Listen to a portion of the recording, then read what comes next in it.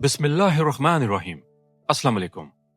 अब तक की खबरें मौसूल हुई हैं, जिसमें सबसे बड़ी खबर है सुहेल आफरीदी से मुतल्लिक, जो वज़ीर आला केपी के बन चुके हैं और उन्होंने अपना वादा पूरा किया। उन्होंने कहा था हल्फ बर्दारी के दौरान कि वो जाएंगे और इमरान खान से मिलेंगे, लिहाजा वो पहुंचे हैं अडयाला जेल और वहां पर पहुंचकर उनसे मुलाकात नहीं करवाई गई।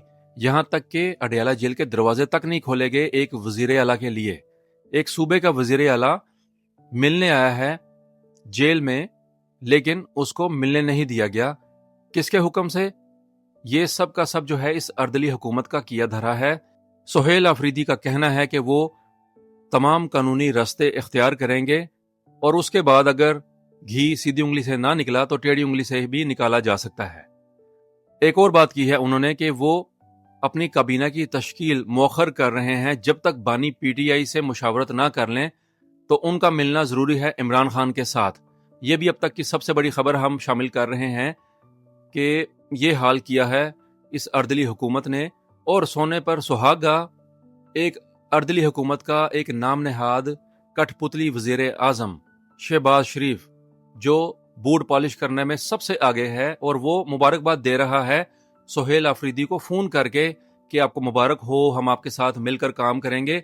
ये भी खबरें शामिल हो चुकी हैं। ये यहां तक की खबरें आई हैं कि देखें ये हाल है। कल वो कहते थे जी हम अपनी मर्जी का वजीर आला बनाएंगे, लेकिन उनकी कोई बात नहीं सुनी गई और केपीके के लोगों ने सुहेल आफरीदी को ही वोट दिया और हक अदा किया कि जो इस सीट का हकदार था।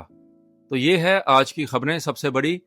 अब आने वाला वक्त कैसा होगा सुहेल आफरीदी के लिए? उनके लिए एक बहुत बड़ा चैलेंज है कि वो कैसे इस हुकूमत को आगे लेकर चलेंगे।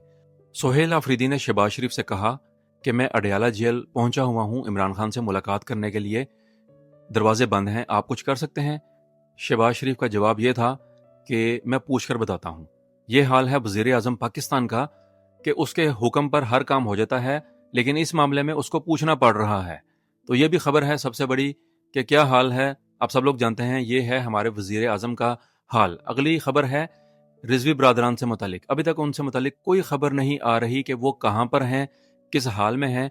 लग ऐसे रहा है कि वो एजेंसियों की तहवील में हैं और शायद उनको इस आने वाले जुमे के बाद मंजर आम पर लाया जाए, क्योंकि अगर जुमे वाले दिन या उससे पहले लाया जाएगा तो उसकी जो है मुखालफत ज़्यादा होगी और अवाम में शिद्दत ज़्यादा होगी।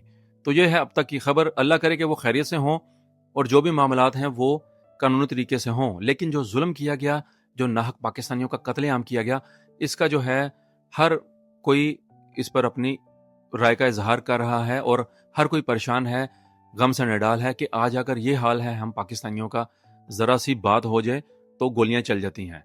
ये थी अब तक की खबरें। दुनिया भर से खबरें शामिल करेंगे। हमारी पूरी टीम आपका शुक्रिया अदा करती है कि आपने हमारी इस कोशिश को सराहा और आपकी तवक्कुआत के मुताबिक मजीद अच्छी खबरें आपके लिए पेश करते रहेंगे। अपना सबका ख्याल रखिएगा। अस्सलाम वालेकुम।